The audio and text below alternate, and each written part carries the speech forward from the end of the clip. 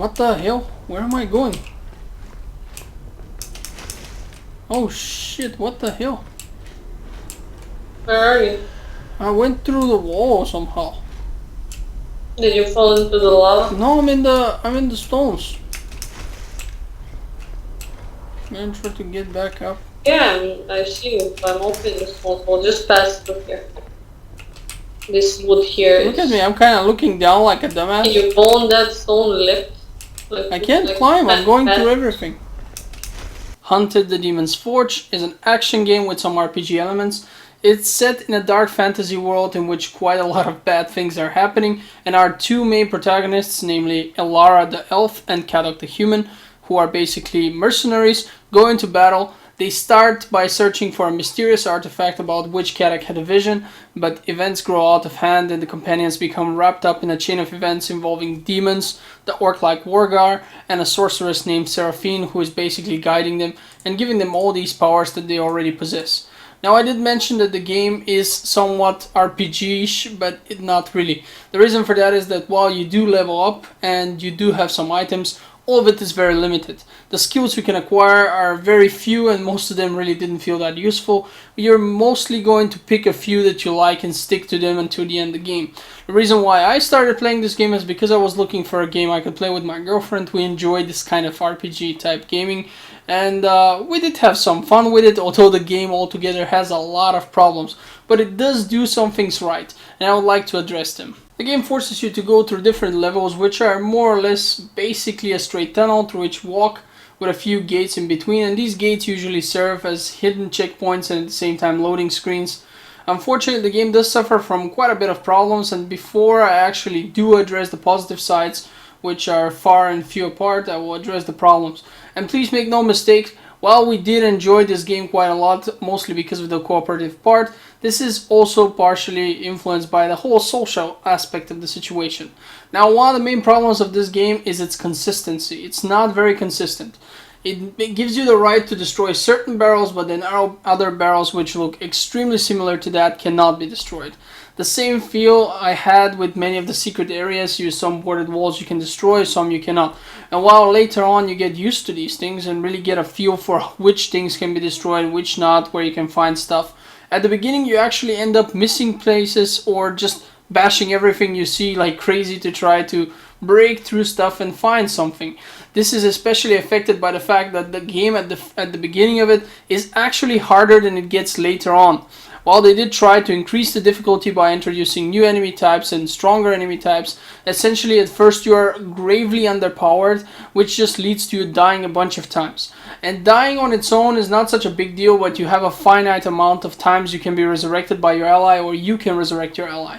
There are these crystals which you collect, and these crystals can be used from far, which is lucky. They just require you to press E once and you can throw the crystal at your ally and resurrect this person. But sometimes, for some reason, the distance from which you can engage this resurrection cannot be is again not consistent. You just sometimes can do it from quite far. Sometimes you need to get quite a bit closer, and this of course can create confusion, especially during heavier combat situations where your partner is down and you're just trying to figure out what to do. You're running to a certain distance, you're pressing E, nothing's happening, and this can cause a lot of problems because the enemy will be bashing you at the same time, and just simply because you were expecting that this will work, it might actually end up killing the second guy, or well, in this case the second person, the girl, and cause a end screen. You'll have to load your checkpoint. The checkpoints themselves are not that far apart, so it's relatively okay, but still, this can be pretty frustrating, especially at the beginning where you just feel like you are this strong character and so does your companion. They're both really powerful, but at the same time everyone else seems to be even stronger than you. Everything takes a lot of hits. It feels to me as though they were actually trying to create a game which will require more skill when playing it. The enemies have shields, you have shields, so you're expected to actually block. You can't just button mash your way to victory, and so will the enemy. But again, this is quite inconsistent. Sometimes I would block and I would still get hit, although these attacks that would hit me in this particular example would not be unblockable attacks. Other times the enemy would just block all the time and I would just bash half an hour. You need to break his shield until you can actually get to the enemy. So this is something that has been very irritating for me at the beginning, and this made the game much less enjoyable at the start. Also, the levels themselves, now as you can see, the graphics aren't very good. This is a fairly old game. I find that these graphics are graphics to which you can get used to, especially considering that women's boobs jiggle a little bit during cinematics, so that's something to look at while you're waiting, and get distracted from the bad textures all over the place. So, the game's levels are not that original, and unfortunately what I found out, and so did my girlfriend, is that the game turned out to be quite dark. Even when we cracked up the brightness all the way up, some areas just seemed too dark. You couldn't tell what's going on that well in them. And I understand perhaps they were trying to induce a feeling of worry or something like that, but they just didn't give you any kind of way to work against the darkness. The only thing that you could use somewhat is a flaming arrow, and basically the female character can walk around with it on its bow, on her bow, but this has the drawback that she can't actually fight, because if she fires 2-3 arrows, it's done. The fire is gone and then you're in the dark again. And it's very frustrating. You can't see anything. You can't see where stuff to loot is, and you need this stuff because everything drains your mana. You do the smallest skills, it drains most of your mana. And then you also lose a lot of health. You're going to die a lot of times. So that's something you actually want to be able to deal with. And the game, through being kind of dark, really does not allow you for much here. Now, in terms of the quests, you're going to be going from A to B, doing different things, and there are these side quests which are in slightly hidden areas. There are also other areas where they're not real side quests, but more like a hidden area in the Times of Doom. You go and you break something, you punch something, set something on fire, suddenly a door will open. And that's one of the strongest mechanics in the game, unfortunately, is the setting stuff on fire. They like you to, and that would be the female character, they like for the female character to shoot braziers and set them on fire, and that would trigger stuff. But braziers, not all braziers are the same. Again, the game is inconsistent. You can shoot some of them, set them on fire, others you can't. Sometimes you get to shoot something through a fence, the arrow can go easily. Other times the arrow does not go easily through any fences. So the inconsistency can be frustrating at times, and I know I'm going to mention this several times, but it's just really annoying, and it was something that was eating me up while I was playing, and my girlfriend wasn't happy about it either. Now, as we were moving on with the game, we found this larger side quest called the Three Brothers. It's basically 3 mini dungeons where you go and you solve somewhat of riddles or puzzles, but they're extremely simple. One player stand on this plate, the other shoot that, so it's nothing too complicated. But at times it did again become quite convoluted. The characters sometimes would look in a certain direction, like in a general direction, and my character will tell Sarah's character, hey, shoot there. And then there's like 5 things you could shoot, and the game actually wants you to shoot a rock, or shoot a brazier, but there are like 3 of them, and you have to shoot it at a certain angle, etc. It's nonsense, really. Sometimes that is the unfortunate drawback of having a low budget game. Of course, on other times you will actually have to play as Kadok, which was me, the guy, and you would have to actually push something. And guess how you push something? Well, you first mash space for a long time, where your character is literally just standing next to the stone or the plate or whatever he's pushing, or the wall, and he's just moaning there. And as you have pushed maybe 20-30 times and the game's had enough, then he suddenly starts pushing. You can stop pressing by that time, you're done, but the character's turn now to do stuff. And of course, quick time events are something that all people hate nowadays, especially because most of them are idiotic. Either the game tells you press this combination of buttons now, or press really fast after I've shown you something. This is not skill, this is Simon Says, and nobody likes Simon Says nowadays. At least I don't think I know anyone who does. Or of course this just mashing a button like crazy until a bar fills out. By the way, here they're not even bars. You never know how many times you need to mash a button. And unfortunately this mechanic is used in boss battles sometimes too, and that can be very frustrating because you're mashing, the enemies are coming at you, and you don't actually know if they're gonna hit you and cancel it, and they will. So you're gonna have to start over again. So that's something that pissed me off a lot, and pissed Sarah off obviously as well, because not just because we died a few times, but simply because it's kind of boring and lame of a mechanic. Thankfully nowadays the companies are starting to learn that this is just not good. People really hate it. Then we have a lot of transitions, doors, or just cracks through which the characters squeeze in. These are essentially hidden loading screens, and I'm okay with them. Those are fine, especially because most of them helped us solve some of the bugs. Now, what do I mean by that? The game is riddled with bugs. You saw that one at the beginning of the video. There's a ton of them like this. Several times we had to restart checkpoints, at least 4 I believe, because something just didn't trigger. after we beat the part, nothing would happen. We'd sit like dumbasses and wonder for half an hour. But the good thing about these moments is that sometimes a character would just get stuck. You would see he would do an animation, get stuck, and you can do nothing. And then either you gotta bring an enemy who will bash the character and move them, snap them out of it, which happened once, and I had to bring a Minotaur who charged Sarah, so he could actually get her out of this state of being in shock, I guess, and it worked. Or you could use this to activate a door or something, which allows the other character to teleport to you, so that you can press on. Basically, he gets a button prompt, and that is good. Now, the RPG elements of the game are lacking. Like I said, the spells, you have two types of spells. You have, well, one is physical abilities and one of them is, and the other type is actual spells. You got fire, electric, and something that's essentially, it's called like a pain spell. It causes them a lot of pain, but it's actually the good one. That's the one I liked. And the physical abilities, you have a charge, you have several others, but all in all, it's not that in depth. And if you do all the side quests like we do, well, we were not able to actually level everything up to the max. I managed to level up every skill except the last one. And for the last one, I leveled it up almost like completely just at the end. I couldn't get, I think, the 2 levels or something like that. It was something minuscule. You will never need this many skill points. And while we're talking about skill points, you don't level up by beating up stuff. You don't level up by progressing through the game naturally, but you pick up shit. So you're going to find different things, you're going to pick them up, and they are going to count as skill points. There are these crystals that you need, yet again, there are several types of crystals, which are currency for buying skills. Now, you will be collecting other currency as well. You'll be collecting gold, and you think, oh, right, gold, I can buy stuff. No. Gold is just a collectible, and it's essentially points. You collect points, and these points, when collected to a certain extent, will give you small bonuses. You also collect dragon tears, which are just a different currency for that. And you also have to do several other things, which will unlock small bonuses after a certain amount has been collected.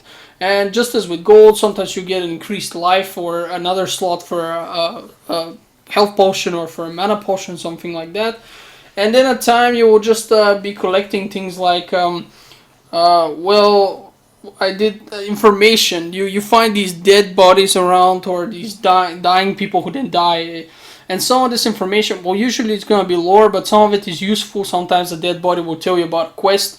There was this one quest that asked us, actually, the dead body asked us to kill a few crows and bring the feathers to him as proof, because the crows have been gnawing at his bones or whatnot. So if you don't listen to the body, and 90% of the time these bodies will just tell you absolutely mundane, random, boring stuff.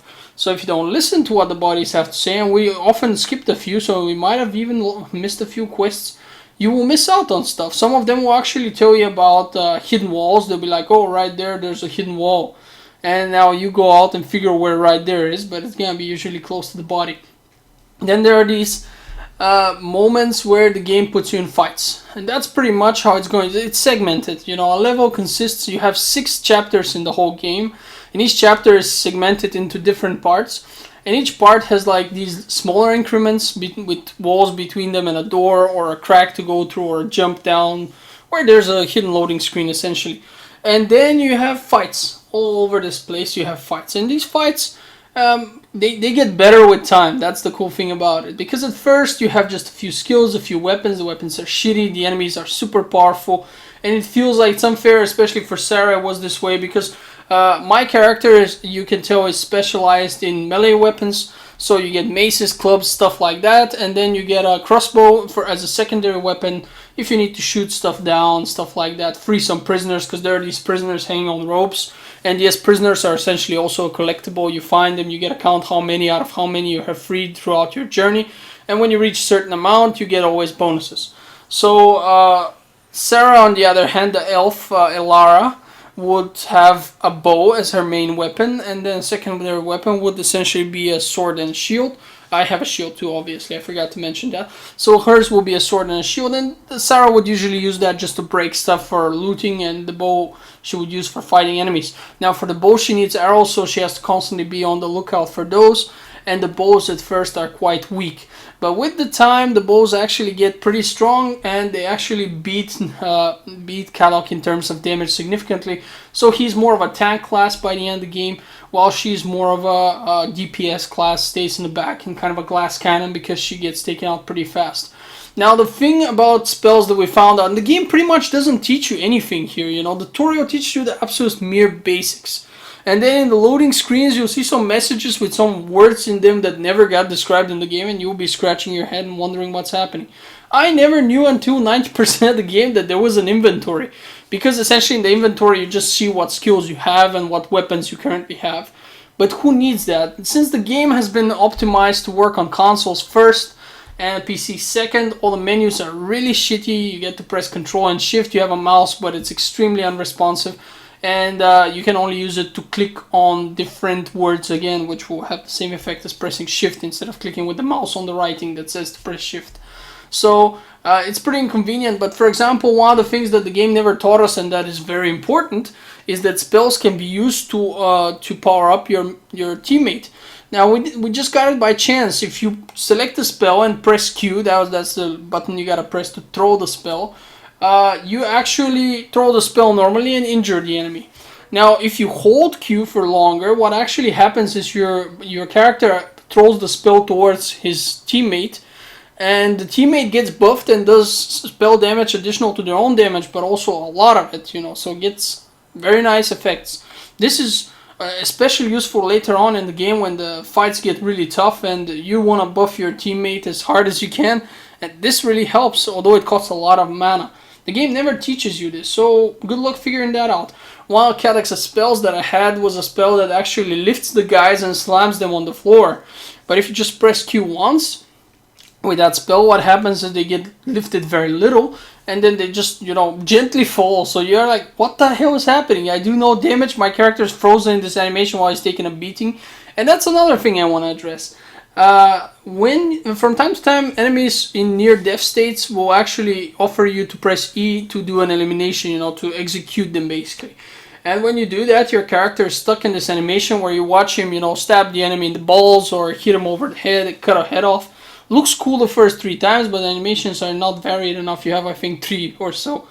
And it sucks simply because this leaves you open for attack, but you will figure out that this is actually currency to unlock more things. So several eliminations will grant you other things that you can get, like in this in this case it was more berserk power. Berserk power is when you use your normal melee attack, you fill up a small bar, and then you can do a heavy attack which does a little bit more damage than usual. It's almost completely useless, but it is another thing, and the game holds it like a carrot on a stick in front of you, so you're gonna start doing it, and we all did, because it's gonna give you something in the end, right? That's what the game promises. Now the funny thing is that the second character, Lara, can also do this. So from time to time I see a guy in this position on his knees where he's waiting to be executed, and I stand next to him. I want to execute the bastard, but unfortunately I don't understand what's happening, and then I see a super slow-mo arrow fly in and stab him once, basically, pierce him once, then the second arrow hits him, and then the third, and he drops dead.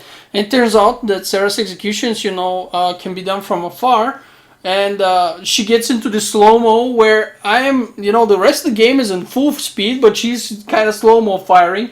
It looks hilarious from the side. It's very funny, and the dumb thing is, again, everyone's, absolutely vulnerable during this. There is no immortality frame here. There's no moment in which the enemies won't attack that specific character, so doing this actually leaves you quite vulnerable and is bad for you.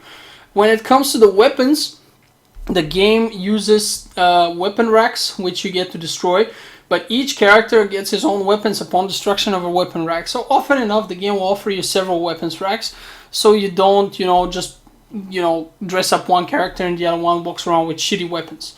And the only thing that drops in terms of armor is a shield or pauldrons. And the pauldrons, I didn't really get how they work. I mean, they offer you additional defense, and the shields also have additional defense. So that probably just lowers the damage, but the guys really hit really hard, so I couldn't tell much of a difference in that case, but both characters get this stuff. Now for weapons, and this is where it gets interesting, you have the ordinary weapons which just have normal basic damage. And then you have the imbued weapons, which have some kind of elemental damage additionally. For example, a frozen sword has the chance to, from time to time, freeze enemies, and then they're staying in one place and they get bashing. It also inflicts additional damage due to the frost. So that sounds like pretty standard fare, but the problem is that these effects are actually limited to a certain time, a certain amount of uses, then they wear off. So if you have a sword with 20 uses, that means it can crit 20 times and it activates its frozen damage and potentially even freeze an enemy or whatever else the kind of damage there is. But then afterwards, only the normal melee damage is active. The sword stops glowing, and I'm just saying sword, but you can get an axe or a mace just as well. And that, of course, is bad because these weapons usually have lower standard stats than other weapons with better stats. And at first you can carry only one weapon with you. Later on you unlock, again through collecting all these collectible things, you unlock another stat which will allow you to basically carry a second weapon of the same kind. And this really helps, especially later on. But again, you often find yourself in a situation having to choose weapon A or weapon B, and you will often choose to stay with a weaker weapon simply because it's imbued still, and you want to use the imbuing because that still makes it better for you. But then shortly after, you'll be with a shitty weapon. It's a difficult and tough choice, but you gotta make it. Now, other than that, the game actually also allows the characters to flip, meaning that you can go to these altars at the beginning of most of these chapters, and even in most of the segments actually, and you can switch who controls which character. Now, this is useless when you play co-op, but it will be extremely useful when you play single player because you do actually have to control one character or the other to solve puzzles, and this will help you. Of course, I would not advise you play this game on your own. You're not going to enjoy it. I've been bashing it so hard so far for a reason. The game has a ton of weaknesses. I will get to the positive side yet, but about the weaknesses, I just don't think you're going to enjoy this game if you play it alone. The strength of the game is playing with another person and being able to make fun of all these weaknesses, of all the nonsense, of the repeating NPCs, of the stupid stories, the craziness. And since we're at it, I might as well start addressing the positive sides. I mean, besides the many bugs and the gameplay and the fighting mechanics and all these things and the story, there's actually something that is really nice, and that's the co-op and how it works, and the voice acting. Now, the main characters in this game are the actors who voice the main characters in this game, Lara and Kadok, are doing a great job. And the writing for these characters is also excellent. Now, the characters are a bit mixed up in terms of what you would usually expect. Since Lara is the elven chick, you would think that she would be the high horse chick, in the sense that she would think she's very important. You always have this imagination of a pompous elf, and the barbarian looking guy with the shaved head and a face tattoo, tribal face tattoo, would be the one who's the brute, right? Weirdly enough, it's exactly the other way around. Kadok is the reasonable one. Kadok is the one scared of bugs and spiders, and Lara is the one who's unreasonable. She sees something, she wants to fight it. She wants to blow shit up, so it's very interesting and very funny. And the characters will constantly make remarks at each other about these things. Also, after each individual arena where you fight, I'm just calling every place where you gotta fight a lot of people at once and a lot of enemies at once, not people. I'm calling them arenas. After each arena you have to fight, the character who killed more enemies will actually taunt the other one and say something like, I counted and it seems that I killed a lot more than you. And then the other one will be pissed and say something like, nobody likes show-offs, stuff like that. And these little things, even as they repeat, are actually quite entertaining. And like I said, the interactions between them are awesome. Also, the sorceress Seraphine is excessively sexualized, with her thong coming out of her pants basically, so you can see it, her big boobs which are squeezed together and stuff. And Lara herself is basically walking around in bandages and a loincloth, and she's extremely slutty as well. And even at one point she remarks about Seraphine, that sorceress who is slutty, about her being slutty. And then Kadok says something like, well, look at yourself, you're not exactly dignified yourself too. So it's great. So another time they go in a sewer and she's like, oh, you always know where to take me. And he's like, well, I don't know what you're talking about. This is the finest sewer in town. So, the conversations between them are excellent. The voice acting is absolutely on par. These two characters, with their voice acting and the written lines, made this a much more pleasurable adventure, especially because they do talk quite a bit all the time. I forgot to mention earlier about the dying situation. When you die, you have to press a quick time event. So you have limited time, which will be determined by how fast you mash space on your keyboard. Meaning that if you don't mash space on your keyboard, your character will enter final death within a situation of, let's say, 3 to 5 seconds. I think it's just 3 seconds or even less. I just did it once to test, so I don't have a clear memory, but I know it was super fast. But if you mash your space, the screen will start getting darker, so you can feel how far you are from it. But essentially, you are still actually going to die within something to 10 to 15 seconds. It's not that long. So your other character, has to react. And although the arenas are fairly small, sometimes they can be cluttered. Sometimes they can be stuff or enemies that prevent you from going close enough. And again, the game just doesn't stick to how close you need to be. And the fighting itself can be fun still, especially when it goes well. And since the enemies will constantly drop stuff like mana and health later, much more than at the beginning, simply because the beginning you fight less enemies. And again, this is where the difficulty curve is so weird, starting from very difficult and going down to much easier, because at the beginning the game throws fewer enemies at you, but you have just one slot for a mana potion, one slot for a health potion, and you have much less resistance to damage and everything. And since you face less enemies, you'll be replenishing these slots much slower. And since it's 2 people, it's just, you gotta divide it. The same people cannot loot the one potion that's available. You have to choose who gets what and what would be smarter. So this is very important at the beginning of the game, that you don't give up and fight through. It's gonna get easier. It's gonna get easier, and it's going to be fun. Because the game during the fighting is dynamic, and it even offers situations where you have to mount a ballista or catapult, and then you get to shoot at enemies. And while this is just a stupid turret section, it's very refreshing. It gives you the feeling of being super overpowered. And as long as somebody doesn't somehow jump from behind you and start bashing you while you're on a catapult or ballista, because you can't shoot him from close, and because these ballistas turn so slowly, everything's fine. Another sickness related to the game being designed for console peasants in mind and not for the master race. And I'm always saying this. I just want to know that if we have console players watching, I'm just kidding, guys. I think you're cool. I myself have consoles as well. Again, back to the point on topic. The thing that when you're playing on a mouse and keyboard, your mouse sensitivity is going to be weird. Like, the Z-axis is going to be super fast, but the Y-axis is going to be slow. You're going to be looking around in weird ways. So you have to adjust that to get used to it. You got to play with the sensitivity. Luckily, the game allows for that. But like I said, it's just, at first, everything's something that requires you to get used. So at the end of the day, you're going to be asking yourself after listening to this, I hope you've listened so far, is it worth it, and why the hell should I play this crap? It doesn't sound good at all. Well, if you have a friend or a girlfriend or sister, brother, or someone you'd just like to play games with, this is a great game for that. You guys are going to be laughing about the bugs when they don't annoy you. You guys are going to be having a good time with the game, kicking ass, taking names, and just playing on and seeing how the game gets more open and more interesting a bit further. The scenery and everything changes now and then. And while the game is not something that I would recommend you try to play in one sitting, we usually would sit down, play a chapter, and by the end the chapter would be slightly bored, and on next day or later on during the day we'd go for another chapter. And that's how we played it several days, and that felt okay for us. That rhythm was absolutely acceptable for us. And we had to just restart a whole chapter, I think just twice, because for some reason the game crashed for Sarah. This happened twice. For me it didn't crash. Who knows what the reasons were? I will blame the game, because other games don't crash for her that don't crash for me. This game just crashed, and some others don't do it. It's the game, that's it. But all in all, I think it's a good game. I think you people should definitely try it. But go in with realistic expectations. The game should be fairly cheap by now. We got it a long time ago, so I don't remember how much I paid for it. We just started it back then. We didn't like it, so I thought let's replay it. We have it, and we haven't played it. So again, it should be fairly cheap. It's worth it if you have fun playing co-op games like these.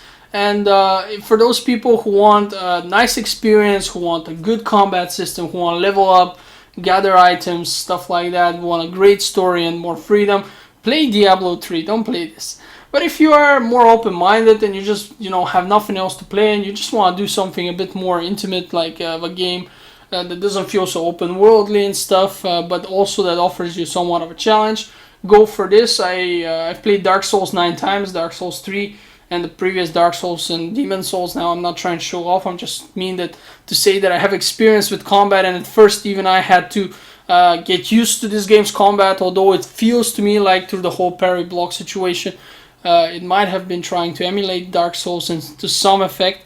It didn't work well for it in that aspect, but you will get the hang of it and you will enjoy it more. And if you want to be a button masher, and I wanted to be a button masher here, you're still gonna be a button masher and succeed, especially after the first segment where you get a bit stronger, get better weapons and stuff. So yeah, it's fun. It's fun to play. I did enjoy it. Sarah enjoyed it less than me, but she also did enjoy it, but mostly because it's us playing and having fun together. But it is not a good game. That's all I want to say. Thanks a lot for watching Play for Fun, and I hope you'll be taking a look at my other videos. I'm trying to make more and more, and I hope that you'll be entertained with them too. Have a great day.